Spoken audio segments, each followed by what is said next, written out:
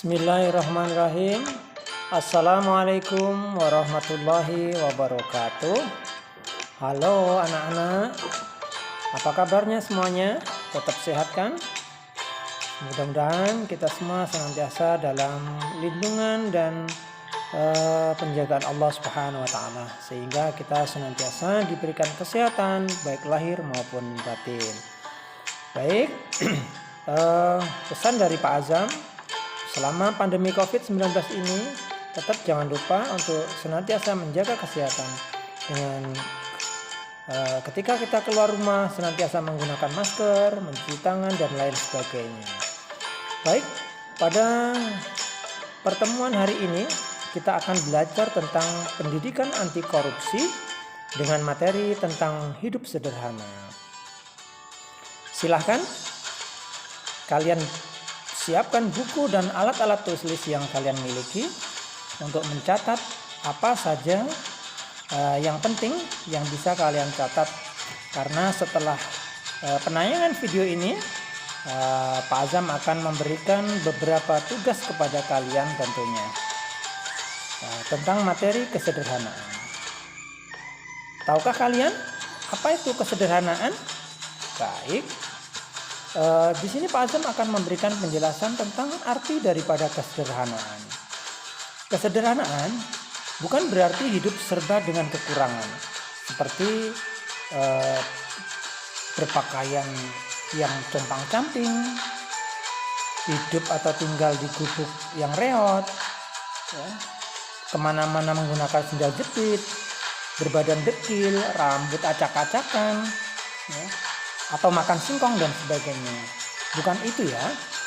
Jadi kesederhanaan itu orang yang punya harta tetapi ia tidak akan membelanjakan hartanya dengan boros atau dengan foya-foya atau dengan semuanya sendiri. Namun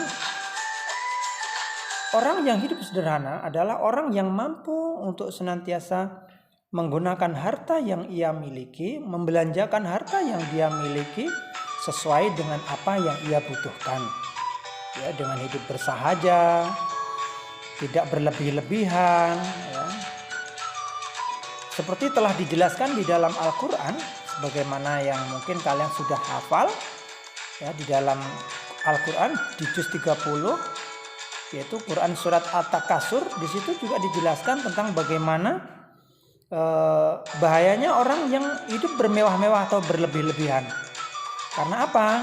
Dengan kita berlebih-lebihan atau bermewah-mewahan akan dapat melalaikan kita, bahkan sampai kita nanti masuk ke dalam liang kubur. Ngeri ya. Jadi mari terapkan hidup sederhana, jangan suka hidup boros dan berlebih-lebihan. Selanjutnya perlu untuk senantiasa anak-anakku sekalian perhatikan bahwasanya jika sederhana adalah orang yang bisa membawa diri sesuai dengan keadaan dirinya, dengan kemampuannya, dan dengan keadaan masyarakat sekitarnya, maka sudah pasti ketika kita itu hidup sederhana, maka akan banyak sekali manfaat yang bisa kita ambil. Baik itu manfaat untuk diri kita sendiri, manfaat untuk orang lain, ya, teman-teman kita dan masyarakat pada umumnya. Apakah kalian sudah menerapkan hidup sederhana, anak-anakku sekalian? Sudah apa belum? Menerapkan hidup sederhana akan menumbuhkan atau menimbulkan rasa kesetiakawanan sosial, di mana kita akan banyak teman. Kalau kita hidup sederhana, pasti banyak orang yang suka dengan kita. Bahkan teman-teman kita juga akan mendekat kepada kita. Dengan kita hidup sederhana, maka kesetiakawanan dan keharmonisan dalam hubungan sosial itu akan terwujud. Ya. Karena apa? Akan tumbuhlah dengan kesederhanaan, akan tumbuh sifat jujur, disiplin, kemudian kepedulian sosial terhadap sesama manusia dan sebagainya. Itu akan tumbuh dalam diri kita, akan jiwa kesetiakawanan sosial itu akan tinggi, yaitu dengan pola hidup hemat, ya, dan tidak bermewah-mewahan. Karena apa? Jika kita hidup bermewah-mewahan, otomatis akan menimbulkan kecemburuan sosial. di mana orang itu pasti akan terlihat bagaimana hubungan sosial ke masyarakat itu tidak harmonis. Baik anak-anakku sekalian, perlu untuk kita ketahui tentang bagaimana atau apa manfaat daripada hidup sederhana.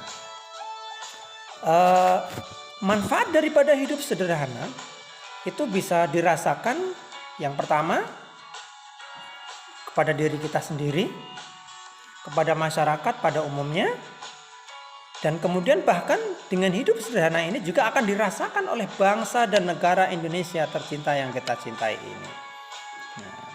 Loh, kok begitu luasnya? Iya, karena apa? Sederhana itu bukan berarti hidup dengan serba kekurangan, tapi sederhana adalah hidup yang ketika kita mampu dan bisa memanfaatkan apa yang kita miliki dengan seperlunya saja. Baik, perlu kita ketahui yang pertama, apa manfaatnya? Yang pertama untuk diri kita sendiri. Ya, dengan kita hidup sederhana, maka kita akan terhindar dari hidup boros. Otomatis kan kalau kita sederhana kita nggak akan boros. Jadi suatu saat ketika kita itu sedang dalam keadaan tertentu, maka kita tidak akan kesulitan. Karena apa? Mungkin ketika kita itu sederhana, hidupnya kita nggak boros, maka kita bisa berhemat. Jadi keperluan kita bisa untuk jangka panjang. Bayangin coba anak-anak sekalian, andai kata kita itu hidup kita boros. Contoh misalkan uang 10.000. Bagaimana agar uang 10.000 itu bisa digunakan ketika kita hidup hemat ini ya. Bagaimana agar uang 10.000 itu bisa kita manfaatkan dengan sebaik-baiknya. Mungkin ketika sudah bersekolah misalkan atau mungkin bermain, maka kita cukup dengan jajan. Mungkin kalau kita perlu atau ingin jajan, hanya cukup dengan nominal yang Rp2.000 saja. Maka ketika kita hanya dalam sekali bermain atau dalam sekali berangkat sekolah kita hanya menggunakan uang jajan Rp2.000, maka uang 10.000 bisa kita manfaatkan untuk beberapa hari. Nah, seperti itu. Jadi maka kita tidak akan boros. Kita akan lebih hemat seperti itu ya. Baik. Kemudian apa manfaatnya? Apa manfaatnya hidup sederhana bagi masyarakat? Ya, baik.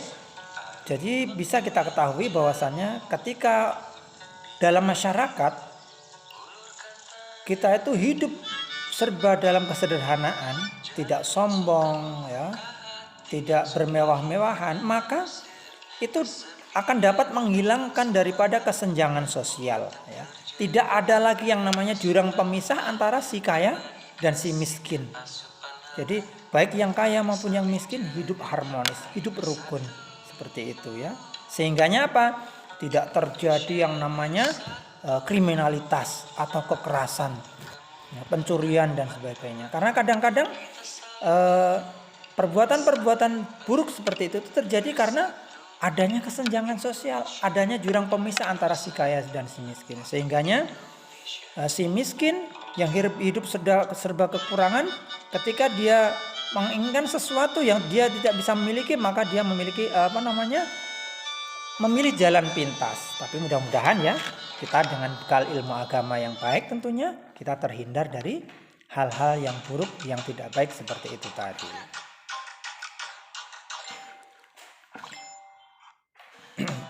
Kemudian selanjutnya apa manfaat hidup sederhana bagi bangsa dan negara kita?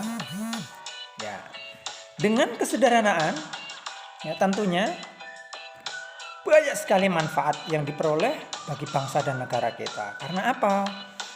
Kita bisa menabung, betul nggak?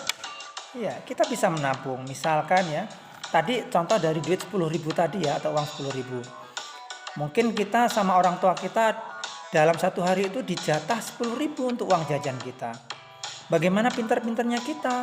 Bagaimana kita itu bisa menerapkan hidup sederhana? Tentunya dengan kita tidak menghabiskan semua uang jajan yang diberikan oleh orang tua kita tadi. Bagaimana caranya agar kita itu nanti di hari-hari selanjutnya kita bisa memiliki uang tanpa harus menyusahkan kedua orang tua kita lagi. Dengan cara apa? Menabung. Ya, menabung bisa di bank-bank atau di lembaga-lembaga keuangan, baik itu negeri maupun swasta. Ya. Karena apa? Ketika kita menaruh atau menabung uang kita di lembaga-lembaga keuangan tersebut akan lebih aman. Bukan berarti nggak boleh loh kita menabung di rumah kita sendiri, namun dikhawatirkan selain keamanan yang belum terjamin, mungkin hilang atau sebagainya, juga akan menimbulkan semangat menabung kita berkurang. Karena apa? Kita pengennya tabungan kita itu segera dibuka, sudah dapat berapa ya, aku pengen buka loh, aku gini dan sebagainya. Tapi ketika kita menabung di lembaga-lembaga keuangan negara, baik itu negeri maupun swasta, akan lebih aman.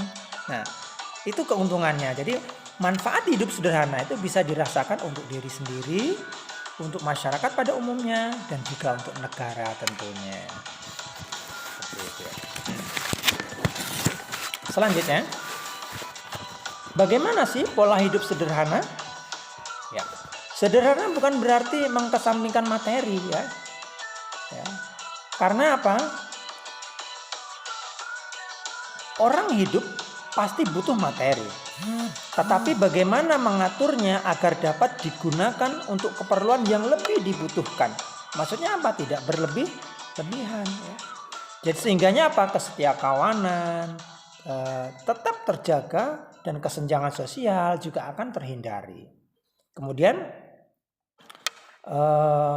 apa saja sih yang bisa kita lakukan atau terapkan dengan pola hidup sederhana ini? Ada 3 pola yang perlu anak-anak sekalian ketahui. Pola hidup sederhana. Apa saja 3 pola itu? Yang pertama, pola hidup sederhana dalam lingkungan keluarga. Yang kedua, pola hidup sederhana dalam lingkungan sekolah. Dan yang ketiga adalah pola hidup sederhana dalam lingkungan yang lebih luas, yaitu masyarakat. Baik, kita akan pelajari satu persatu seperti apa pola hidup sederhana dalam lingkungan keluarga.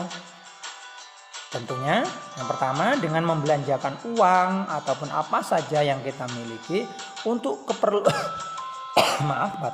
untuk keperluan-keperluan yang memang betul-betul dibutuhkan.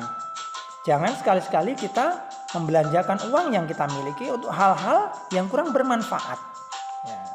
Jadi dengan hidup bersahaja, seperti contoh mungkin berpakaian seadanya, kemudian menggunakan air dengan seperlunya, listrik dan sebagainya seperlunya.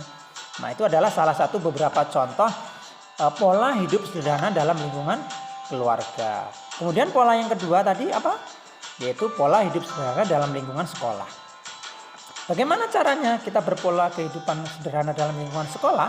Tentunya bisa kita awali dengan berpenampilan atau berpakaian yang sewajarnya, layaknya pada umumnya kawan-kawan kita. Walaupun mungkin anak-anak sekalian ada yang dari keluarga orang kaya, meskipun sebenarnya kalian bisa membeli pakaian yang mahal ya, namun kita harus menyadari bahwasannya kawan-kawan kita di sekolah itu masih banyak dari keluarga yang sederhana atau keluarga yang kekurangan. Maka untuk itu jika kita ingin menerapkan pola hidup sederhana meskipun kita dari keluarga kaya, maka caranya adalah dengan kita berpenampilan yang seadanya atau sewajarnya umumnya kawan-kawan kita. Tentunya dengan atau mungkin juga bisa dengan kita tuh berkendara, walaupun sebenarnya di rumah kita punya mobil atau punya motor, maka kita ke sekolah cukup dengan mengendarai sepeda, taruh di sepeda itu ya. Kemudian berseragam juga sama dengan teman-teman yang lainnya. Kemudian dan juga ingat ya, dan ini juga adalah salah satu cara kita agar terhindar dari kejahatan yang tidak kita inginkan, yaitu bagaimana dengan kita tidak menggunakan perhiasan yang berlebihan. Walaupun mungkin kita di rumah punya gelang, cincin dan sebagainya, maka kita tidak pakai itu. Mungkin kita hanya cukup dengan menggunakan jam tangan dan sebagainya. Jadi perhiasan yang sewajarnya, tidak berlebihan. Kemudian yang terakhir adalah pola hidup dalam lingkungan masyarakat. Bagaimana? Ya itu tadi sama ya.